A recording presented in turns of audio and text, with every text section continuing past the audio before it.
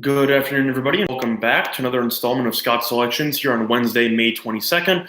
Before we get into the play of the day, we will be making a couple of announcements, and we'll also recap what happened yesterday. With regard to the first announcement, in addition to the points bet deals that we've been mentioning in previous videos, specifically with their playoff deals with a money line bet if your team leads after three quarters in the NBA playoffs, as well as the 2-goal deal in the NHL playoffs and the 2 risk-free bets up to $1,000.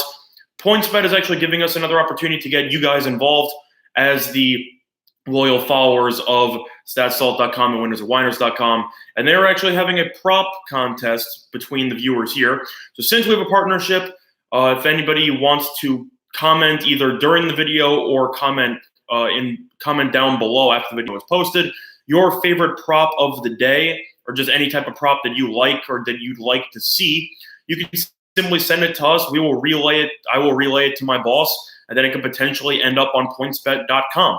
So just if you think it would be pretty cool if you're a creative mind and want to see your potential prop end up on a sports betting website, then don't be afraid to share what you would like to see as a prop or what your favorite prop of the night is.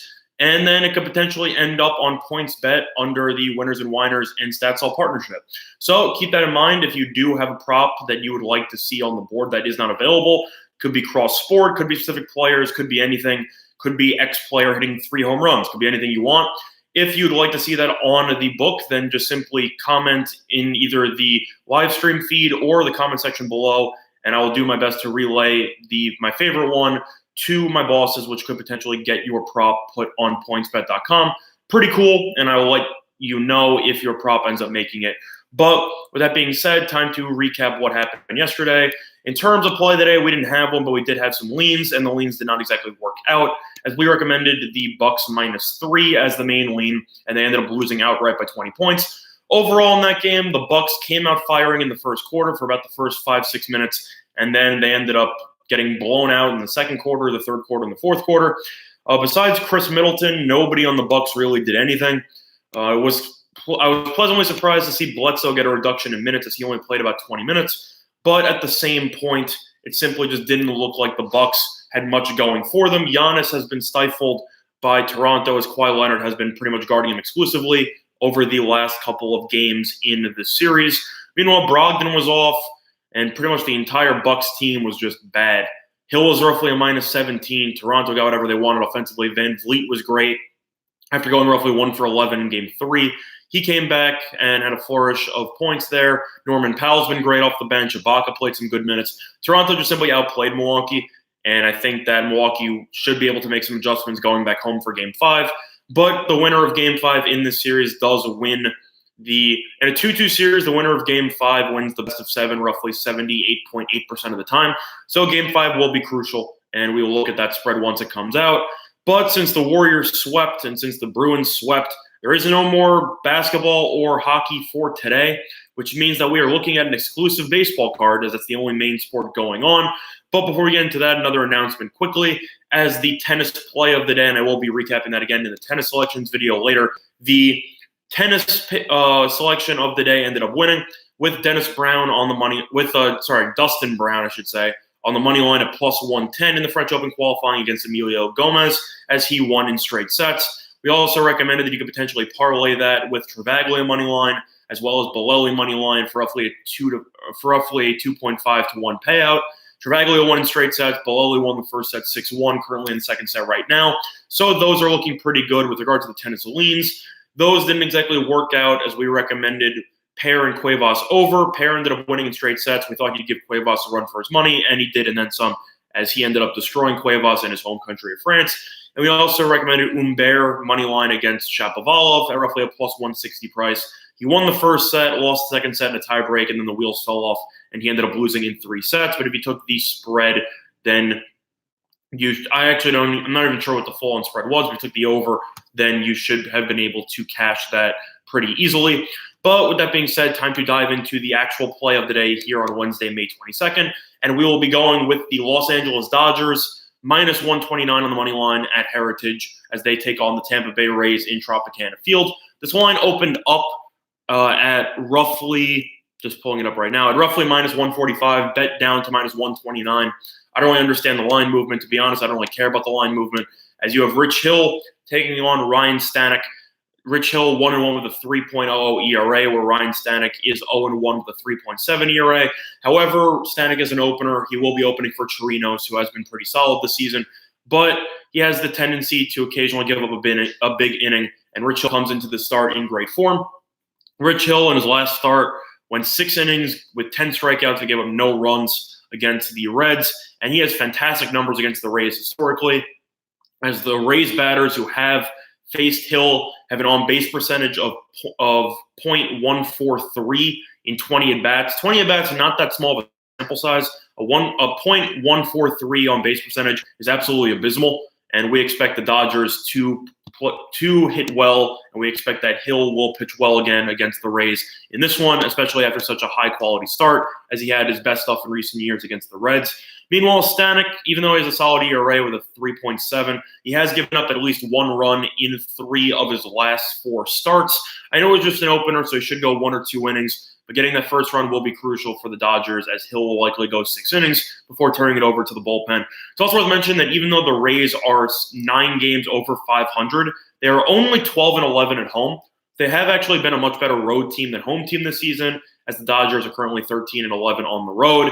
Dodgers also won the first game of the series 7-3 yesterday, as we actually recommended on one of the leagues that Kershaw was the side to back there, and he ended up winning very easily. The Rays are also struggling against lefties this season, as they have the 16th highest on-base percentage against lefties in the league, whereas the Dodgers are tied for the 6th highest on-base percentage versus righties, and Stanek and Chirinos are both righties, so you don't have to worry about who that will be referring to. That's referring to both. In terms of that, the Dodgers are also on a very solid run, as they've won 6 of their last 7 games, and they've taken a complete stranglehold on the NL West. Meanwhile, the Rays were in first place, ended up losing 3 of their last 4, and they are currently in second place behind the Yankees, as the Yankees continue their surge. But we'll also mention some trends here on why we like the Dodgers. Dodgers are 13-3 in their last 16 versus a team with a winning record. They're also 4-1 in their last 5 games following a win.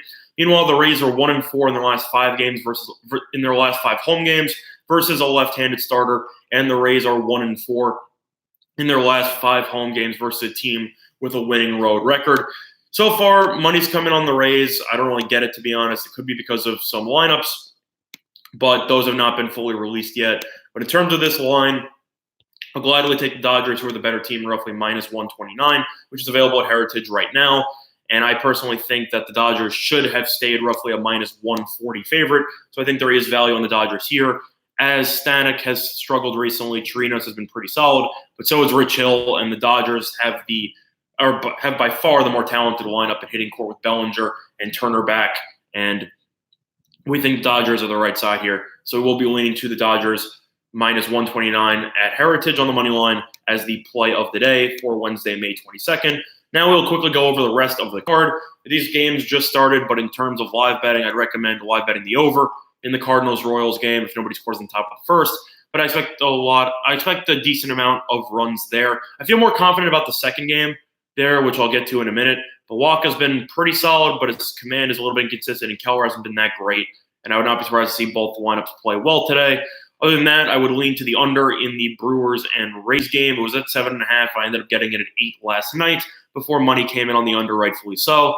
Moving on with Oakland and Cleveland, no real thoughts there. I'm not going to go into it because that game already started. But moving on to the games, you have the 2 o'clock game between the Mariners and the Rangers. I will lean to the Mariners on the money line there, roughly -127. You have Chavez versus Gonzalez. Gonzalez is very solid as a pitcher, and Marco has definitely had a somewhat of a renaissance year, as he has been great. For somebody who doesn't throw that hard, he's definitely fantastic at picking his spots, and I definitely think that his command will give Texas some problems, and I expect the Mariners to win this game, and I think that at -125 is a pretty decent price. So I lean to the Mariners there. Other than that, I lean to the Padres against the Diamondbacks. Diamondbacks had a golden opportunity to pick up a win yesterday with Greinke on the mound. They were up 2-0, ended up giving up 3 runs in the 6th inning, and ended up losing 3-2. So I would lean to the Padres there. I think the Padres should be able to get it done with Lauer on the mound at home at Petco Park. Moving on, this would have been my play of the day, but I wasn't really sure what value was on this. I don't really know how I was going to bet it, but I really like the Yankees today against the Orioles. Needless to say, the Orioles stink, and the Yankees have been rolling. They've scored at least 10 runs in each of their last 3 games and the Orioles have set an MLB record for the fewest amount of games in order to allow 100 home runs. In 48 games, the Orioles have allowed at least 100 home runs, which is absolutely absurd. That means they're giving up over 2 home runs per game. But I don't really trust the Yankees laying 2.5 with CC on the mound. Straley's terrible, so I'd personally lean to the over at 10.5. It actually is still available at 10 at minus 112 on Pinnacle, so I'd lean there. But Sabathia has had good numbers against the Orioles in recent years, and that involves you pretty much backing the Orioles lineup temporarily, as they'll probably need to score at least 3 runs in this game for the game to go over. So I would lean there. Team total, I lean to the over with the Yankees, but 6.5 is a huge line there for a team total. And at plus 100, it's good value on 5 dimes, but at 6.5, that's a lot. I'd still lean to the over there, but I don't really feel confident giving that out as a play today. So we decided to give that out as a lean instead. Moving on, lean to the Rockies here, roughly minus 120. You have Gray versus Durapo. I think Gray's the better pitcher. Rockies did win yesterday on that lean that we recommended with Marquez on the mound. He was fantastic as the Rockies won easily. I would lean to the Rockies as they have the more talented hitting core, and Gray's been a pretty solid starter for them for the last couple of years, so I would be leaning to Gray on that one. Moving on, Red Sox got absolutely destroyed yesterday. That was one of the leans we got wrong. We said that we thought the Red Sox would win pretty easily, minus 1.5. They ended up losing outright by a ton. If Sanchez versus Porcello, I'd lean to the Red Sox on this one, and I'd lean to the under, actually. Porcello has struggled this season, but he's still a ground ball pitcher. I think he will find something against Toronto, whose lineup has been inconsistent at best. And Sanchez is pretty solid stuff. His command is a little bit in question from time to time, but he does have good stuff, and the Red Sox offense has been inconsistent as well during the regular season so far, so I would be going to the under 9.5 there. Moving on, you have Scherzer versus DeGrom in an ultimate pitcher's duel. Open up at 6.5, actually down to 6 in some spots, specifically 5 dimes at 6 available at minus 117 with the juice towards the over. But in terms of this game, I would lean to the second half over here. DeGrom and Scherzer, very solid pitchers. Both their team bullpens are terrible. So if you can somehow get DeGrom and or Scherzer out of the game in 6 or 7 innings, then you get to deal with both their bullpens, and the line there should be a roughly 3 or even 2.5. So I would be leaning to the second half over in that one. And DeGrom and the Mets also opened up roughly a minus 112 favorite. They are now at minus 105. I lean to the Mets there. I simply just think that actually there's a huge split line here. Well, you have the Mets favored at roughly minus 150 on Heritage, and they're favored at minus 105 on Pinnacle. That's kind of confusing. But either way, I lean to the Mets here. Nationals are in danger of getting swept. Mets have actually played well with a walk-off win by an Ahmed Rosario infield single in the 9th inning as the Nationals bullpen blew another lead. So for me, I would personally lean to the Mets, as I think they will get the job done, and the Nationals will look completely lost, and I think they will remain lost until they end up firing Martinez, their manager. But until then, I'll lean to the Mets. Moving on, I lean to the Tigers here. Tigers are in the middle of a long losing streak, but they're against the Marlins, and they're only laying roughly a minus 110 price. It's Urena versus Norris. Urena's 1-6. Not a great pitcher by any means. Daniel Norris has actually been decent this season for the Tigers, and I think the Tigers should be able to get the job done after losing a tough extra innings game in which they rallied yesterday before falling in 10 innings. I lean to the Tigers there. I think there's a lot of value. Then you have the Dodgers game, which is the play of the day. Moving on, I lean to the over 9, available at minus 117 on Pinnacle between Homer Bailey and Adam Wainwright. Both pitchers struggled this season. Bailey is awful, and Homer Bailey Day is a national holiday in all of our bank accounts when it comes to betting against the Royals, as he stinks. But I would lean to the over 9 there, as Wainwright has not been much better. And it's also the second day of a doubleheader, so I expect both teams to use their bullpens in game 1, which means you should get a longer leash for both starters, which should lead to more runs. So I would lean to the over on that one. Moving on, I lean to the Cubs here. You have Hamels versus Irvin. Overall, Philly's bullpen choked away an easy opportunity for a win yesterday. I think the Cubs will roll with the momentum, and Hamels against his former team, so I think Hamels will pitch well. I lean to the Cubs at minus 165 on the money line. Moving on, you have the Astros at roughly minus 320 against the White Sox. You have Nova versus Cole. Totals at 8.5. I lean to the over there. Cole's actually leading the American League in strikeouts, but he's a very strikeout-based pitcher, and if he misses his spots, could give up a couple of long balls to Mancada as well as Abreu. But I think that the Astros should score at least 5 runs against Nova, who has struggled in recent years, particularly this year. And I think that the Astros will be the right side, so I will lean to the over there for better value at roughly 8.5 at minus 110 on Heritage.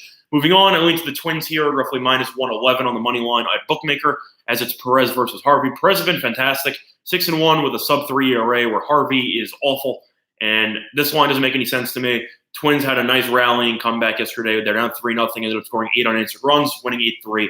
And I think the Twins are the better team by far. Perez has been great. Harvey's been bad. And I will lean to the Twins on the money line on that one. In the last game, you have Fried versus Samardzija. I lean to the under 7.5. Both teams had pretty solid offensive outbursts yesterday. Giants ended up rallying for a nice win. But I'd personally lean to the first 5 under, as I don't trust the Braves bullpen if my life depended on it, as they just blew a multi-run lead yesterday. Fried's been good. Samardzija's been pretty good this season. Nice bounce back year for him. So I will lean to the first 5 under in that one.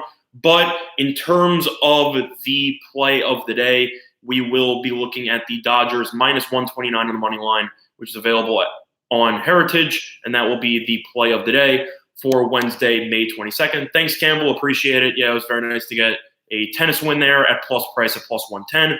There will be another tennis video opened later, but another late announcement I will be making is that I will be starting another series on Stat Salt. However, this is for the beginner bettors. I'm just going to be covering the basics of, for example, what's a money line bet, what's a parlay, what's a teaser, that kind of stuff, as a lot of you have already been betting for a long period of time. But to help ease the transition for new bettors who are starting to find out about us, we feel like it'd be nice to set up a kind of a tutorial system where I'll be providing you with brief 1-minute videos just explaining different aspects of sports betting. So if you have any personal questions about any type of wagers, then I will be able to cover that, as well as simply what there is to wager on specific sports. But with that being said, that'll do it for this installment of Scott Selections here for Wednesday, May 22nd.